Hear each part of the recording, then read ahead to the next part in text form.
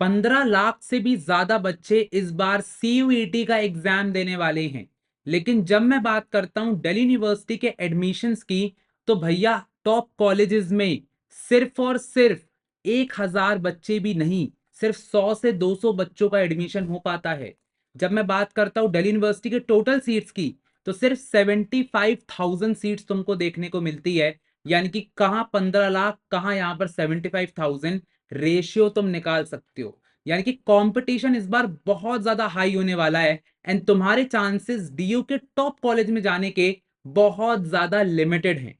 ऐसे में तुमको चाहिए ऐसी कंप्लीट प्रिपरेशन जिससे तुम इन कॉलेजेस में जा सको। जब मैं क्लास 12th में था, मैंने 5 एग्जाम्स दिए थे लिटरली। यहां पर आईआईएम रोहतक का, क्राइस्ट यूनिवर्सिटी, सिम्बोयसिस, भारतीय विद्यापीठ and Jamia Millia Islamia, 5 entrance exam दिए थे। उसके बाद जाकर के डीयू में मैंने अप्लाई किया एंड दिल्ली यूनिवर्सिटी में एक रेप्यूटेड कॉलेज में एडमिशन लिया। यानी कि यहां पर एक बहुत ही जो प्रोसेस है वो मैं तुमसे रिलेट कर सकता हूं। इस बार ना दिमाग में बहुत कंफ्यूजन चलती है कि भैया क्या करना है, कैसे करना है, क्योंकि सीयूईटी में सिर्फ 30 डेज बचे हैं। अब इन 30 दिनों में आर या पार वाली कहानी है जो कि तुमको करना पड़ेगा। लेकिन आज मैं तुम्हारे लाया हूं ऐसी कुछ टिप्स, ऐसी टेक्निक्स जिसको फॉलो करके तुम 1000 में से 1000 का स्कोर ला सकते हो। तो यहां पर वीडियो में अंत तक बने रहना। चलो यहां पर जल्दी से तुम्हें सारी चीजें बताता हूं। तो सबसे पहले यहां पर चलते हैं और यहां पर दिखाऊंगा आपको पूरी की पूरी पीपीटी। सो यहां पर जैसे ही मैं देखता हूं, तो सबसे इंपॉर्टेंट चीज जो यहां पर आती है दैट इज फोकस। मतलब कि सिर्फ एक चीज ऐसी है जिससे तुम पूरा का पूरा डीयू क्रैक कर सकते हो। फोकस करना पड़ेगा तुमको। बहुत सारे यूट्यूबर्स जो है ना, वो यहां पर ना भटका रहे हैं, और ये मैंने पर्सनली ऑब्जर्व किया है। वो लोग बोल रहे हैं कि भाई कुछ मत करो, एक काम करो, सेल्फ स्टडी पर फोकस करो।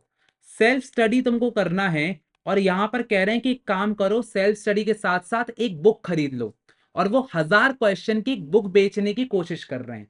अब बताओ जरा, अगर तुमने 1000 रुपए की एक बुक खरीद ली, उसमें 1000 एमसीक्यूज हैं, तो तुमको लगता है कि तुम 1000 एमसीक्यू सॉल्व करोगे? मतलब अगर मैं अपने पर्सनल एक्सपीरियंस से बताऊं ना, तो दिन के तुम यहां पर 50 एमसीक्यू भी नहीं कर रहे होगे। और तुम यहां पर एग्जाम के आखिरी में जब तुम 30 दिन बाद देखोगे, ये बुक तुम कभी भी कंप्लीटली सॉल्व नहीं करने वाले हो। यानी कि कुल मिलाकर के यहां पर ये एक गलत स्ट्रैटेजी हो जाती है। यहां पर हमको सिर्फ एक ही चीज चाहिए है, दैट इज फोकस। तो अगर तुम्हारा सबसे पहला क्वेश्चन है कि भैया मुझे कैसे पढ़ाई करना है, क्या क्या चीजें करना है, तो सबसे पहले तुम्हें एक प्रॉपर स्टडी मटेरियल की जरूरत है। भैया ये प्रॉपर स्टडी मटेरियल क्या होता है? ये प्रॉपर स्टडी मटेरियल में सबसे पहले तुम्हें पीवाईक्यू सॉल्व करने की जरूरत है। जैसे तुम ये पीवाईक्यू सॉल्व करोगे ना, तुम ना यहाँ पर एक चीज बहुत अच्छी कर सकते हो। यहां से तुम्हारा जो पेपर पैटर्न है तुम्हें समझ में आएगा कि भैया पेपर आने कैसे वाला है, किस लेवल के क्वेश्चंस आते हैं, और तुम अभी कहां पर हो। तो एक बार तुम्हें लेवल समझ में आ गया ना, तो तुम्हारे क्लैरिटी आ जाएगी। इसके लिए तुम एक और चीज कर सकते हो, दैट इज कि तुम्हारे जितने भी स्ट्रॉन्ग और वीक सब्जेक्ट्स है ना, उस पर फोकस कर सकते हो कि अच्छा अभी मेरे ना स्ट्रॉन्ग सब्जेक्ट्स ही हैं, ये स्ट्रॉन्ग चैप्टर्स हैं, चलो इसको पहले लगाता हूं, इसके पीवाईक्यूज देखता हूं कि भैया कैसे आते हैं। सो जब तुम एक स्ट्रॉन्ग सब्जेक्ट को अच्छे से कर लोगे और वीक सब्जेक्ट पर ज्यादा ध्यान दोगे, तुम्हारा अपने आप ही पढ़ाई ज्यादा इफेक्टिव हो जाएगी। सेकंड आता है भैया फायर एमसीक्यूज को सॉल्व करना है। पर भैया ये आग लगाने वाले एमसीक्यू होते क्या हैं? आग लगाने वाले एमसीक्यूज में सिंपली तुम थोड़े से टफ क्वेश्चन सॉल्व करते हो। अब देखो यार, सीयूईटी ना एक बहुत ही कॉम्पिटेटिव एग्जाम है, पहली बार तुम ये एग्जाम देने वाले हो। डर लगता है अंदर से कि भैया कैसा एग्जाम होगा, ऊपर से सीबीटी मोड है। आज तक तुमने कभी सीबीटी मोड दिया भी नहीं होगा, मुझे पता है ना, कंप्यूटर बेस्ड नहीं दिया होगा आज तक तुमने। सो यहाँ पर टफ एग्जाम हो जाता है। टफ एग्जाम के लिए तुमको कुछ ऐसे एमसीक्यू सॉल्व करना होगा जिससे तुम्हारा दिमाग खुले। अगर मैं जीएटी की बात करता हूं, तो वहां पर पैटर्न बेस्ड क्वेश्चन आते हैं। इंग्लिश की बात करता हूं, तो ऐसा सिलेबस आएगा जो तुमने आज तक नहीं पढ़ा होगा। मतलब ऐसे ऐसे एमसीक्यू तुम देखोगे। सो डेफिनेटली तुम्हें ऐसे फायर एमसीक्यू सॉल्व करने की जरूरत है। लास्टली तुम्हें अपने बेसिक्स को क्लियर करना होगा। अब देखो, बेसिक्स क्लियर करना बहुत ज्यादा इंपॉर्टेंट है। बेसिक्स अगर तुम्हारे क्लियर हैं, तो वो हो सकते हैं एनसीईआरटी से।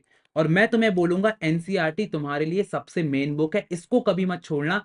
कोई बुक पढ़ो ना पढ़ो, एनसीईआरटी को रीडिंग जरूर तुम्हें करना पड़ेगा। इसी से एमसीक्यू बनते हैं, इसी की लाइन से एमसीक्यू बनते हैं। पर भैया सबसे बड़ा सवाल आता है कि मुझे ये एमसीक्यूज मिलेंगे कहाँ से, क्योंकि मैं तो टेलीग्राम पे घूमता रहता हूँ, मैं तो हर कहीं का स्टडी मटेरियल सॉल्व कर रहा हूँ। देखो ऐसा नहीं है, मैंने स्टार्टिंग में क्या बोला है, फोकस रखना पड़ेगा। तो फोकस रखने के लिए मैं तुम्हें स्टार्टिंग से ही एक बात बताता हूँ, जिसका नाम है कि तुम्हारे आदित्य भैया यहाँ पर 31 मार्च से एक बैच लॉन्च कर रहे हैं।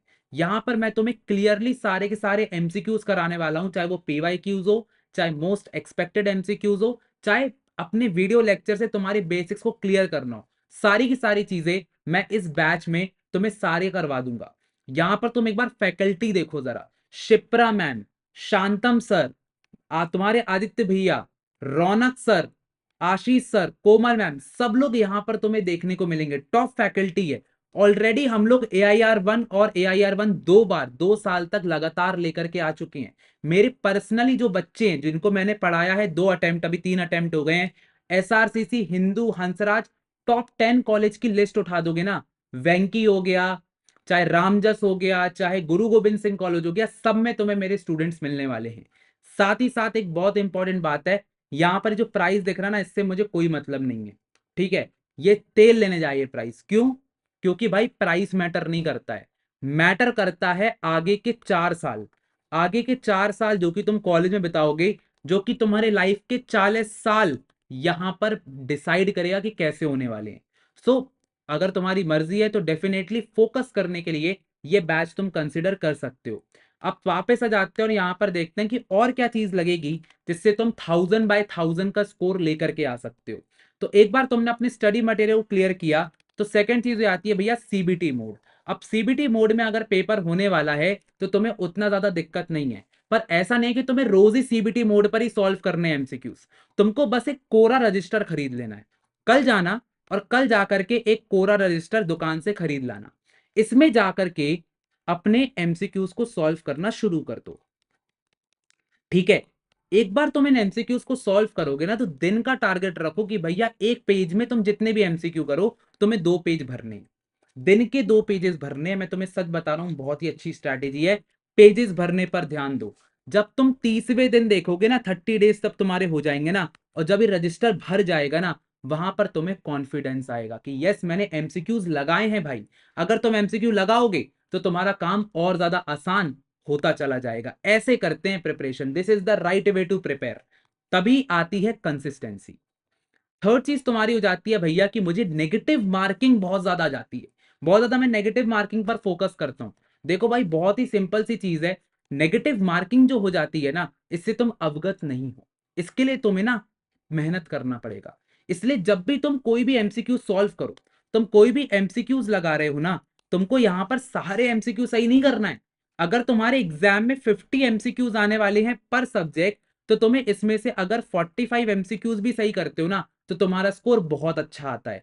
अगर तुम पूरे 50 करके आओगे तो हो सकता है कि नेगेटिव मार्किंग में 250 में से बहुत ही कम मार्क्स लेकर के आओ। सो डेफिनेटली यहां पर तुमको पूरा का पूरा जो फोकस रखना है, दैट इज ऑन कि तुम जितने एमसीक्यूज करो वो पूरे के पूरे करेक्ट हो और तुम्हें हर किसी में अच्छे नंबर मिले। तो ये थर्ड चीज है जिसको तुम्हें सही से सही करना पड़ेगा। अब जो फोर्थ चीज आती है, that is your mock test. बहुत सारे बच्चे जो टेस्ट हैं उसको डिले करते हैं, बस ऐसे ही लगाते जाते हैं। सो मैं तुमसे ये बोलूंगा कि तुमको हर एक सब्जेक्ट के अंदर कितने एमसीक्यू लगाना है, हमेशा हर एक सब्जेक्ट में 30 एमसीक्यूज पर डे तुमको सॉल्व करना है। सो अगर तुम्हारे 4 सब्जेक्ट हैं तो 3 4 12, 120 एमसीक्यूज तुम्हें लगाना पड़ेगा पर डे। इसके ऊपर से अगर मैं तुम्हें बोलूं तो तुम्हें 100 एमसीक्यूज का एक टेस्ट देना है डेली बेसिस पर। अब तुम बोलोगे भैया कि यहां पर टोटल कितने होगा एमसीक्यूज, टोटल यहां पर 220 है, मैं यहां पर 200 एमसीक्यू लगाता हूं। अगर तुम 200 एमसीक्यूज को 30 दिन तक करके जाते हो तो कितना हो जाता है, 6000 एमसीक्यूज तुम सॉल्व कर लोगे 30वें दिन तक। अब तुम इससे बोलोगे भैया देखो रियलिस्टिक बातें करते हैं, मैं यहां पर हर दिन तो नहीं लगाने वाला हूं, है ना। तो हो सकता है हर दिन तुम सिर्फ 100 एमसीक्यूज सॉल्व करो, सॉरी 200 एमसीक्यूज सॉल्व करो कुल मिलाकर के। तो अगर तुमने इसमें से 6000 एमसीक्यूज में से 5000 भी सॉल्व किए, टोटल टोटल बता रहा हूं, 1000 एमसीक्यू मैंने कम कर दिए, 5000 भी सॉल्व किए ना, तुम्हारे पेपर में कितने एमसीक्यू आने वाले, सिर्फ 50। अगर टोटल बोलूं तो हर एक पेपर का भी मिला दूं तो अगर 5 पेपर भी दे रहे हो तो 250 एमसीक्यूज आ रहे हैं। 5000 एमसीक्यू सॉल्व करके 200-250 क्वेश्चन तुम आराम से प्रिडिक्ट कर सकते हो। इसको बोलते हैं क्लियर, क्लैरिटी लाना। समझ में आ रहा है? तुम पूरा पेपर पहले से ही जान जाओगे, जब तुम करोगे ना एमसीक्यू सॉल्व पेपर में जाके तुम्हें ऑलरेडी पता होंगे। सो इसको बोलते हैं तगड़ी तैयारी, इसको बोलते हैं सही तैयारी। अब लास्ट चीज जो तुम्हारी आ जाती है, जिसको मैं मंत्र बोलता हूं हर एक एग्जाम को क्लियर करने का, चाहे यूपीएससी हो, सीए हो, सीएस हो, चाहे सीयूईटी हो, रोज दिन का 1 घंटा तुम्हें डेडिकेट करना पड़ेगा रिवीजन के लिए।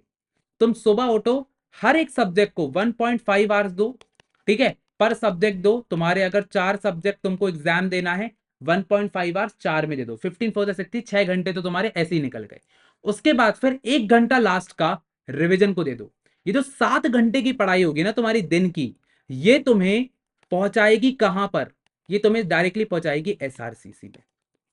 बहुत ही बैलेंस्ड अप्रोच की मैंने यहां पर बात करी है, कोई भी तुमको ऐसी चीज नहीं बताई है जिससे तुम्हारा नुकसान होगा। अगर तुमने इतना भी कर लिया ना, तुम बहुत ही अच्छी लाइफ आगे जाकर के जियोगे, ये मेरी गारंटी है। और यहां पर जितने भी मेरे स्टूडेंट्स रहे, चाहे वो एसआरसीसी के हो, एलएसआर के हो, सबने यही चीज फॉलो करी थी। और जब मैं खुद तुम्हारी तरह एग्जाम की प्रिपरेशन कर रहा था, मैंने भी सेम फॉर्मूला का यूज किया था। एक बार तुम ये चीज कर लेते हो, सो तुम्हारी प्रिपरेशन नेक्स्ट लेवल पर आराम से पहुंचेगी। सो अब अगर तुम्हें कोई भी चीज की दिक्कत हो, सो तुम यहां पर मुझे क्या कर सकते हो, कमेंट सेक्शन पर बता सकते हो। कमेंट सेक्शन पर अपने डाउट को बताओ। भैया को सपोर्ट करने के लिए वीडियो को जल्दी से लाइक कर दो। एंड साथ ही साथ अगर तुम सच में चाहते हो कि दूसरे बच्चे जो कि भटक चुके हैं अपनी लाइफ में, उनको एक गाइडेंस मिले, तो वीडियो को ज्यादा से ज्यादा शेयर करो। इससे भैया का सबसे बड़ा अचीवमेंट यहां पर हो जाता है। तो चलो भैया, इसी के साथ अपने मिशन को कंप्लीट करेंगे, जिसका नाम होगा मिशन एसआरसीसी। मैं चाहता हूं कि इस मिशन पर तुम सब लोग जुड़ो एंड मिल करके अपन लोग सीयूटी को क्लियर करें। थैंक यू सो मच, मिलेंगे नेक्स्ट वीडियो में, तब तक के लिए ऑल द बेस्ट।